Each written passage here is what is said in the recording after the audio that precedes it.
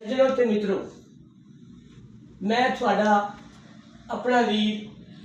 मलिक बशीर देश Punjab YouTube channel सन 2024 की ढलदी शाम अज मैं उस मर्द मुजाहिद मर्द आहन बानी PTI साबिक वज़ीर आज़म पाकिस्तान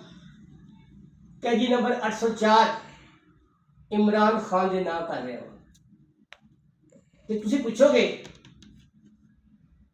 कि 2024 की ढलदी शाम इमरान खान के नाम क्यों, तो मैं तुम्हें दसांगा कि इस मर्द मुजाहिद ने हकीकी आज़ादी लई, हकीकी जमहूरीयत लई, आवाम की खुशहाली लई, लोगों की भलाई लई न डरिया ते न विकिया ते न झुकिया।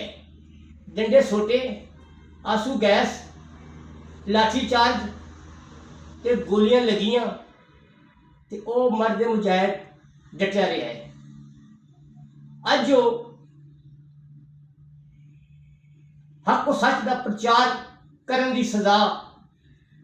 अडियाला जेल च भुगत रहा है तो डटिया होया है।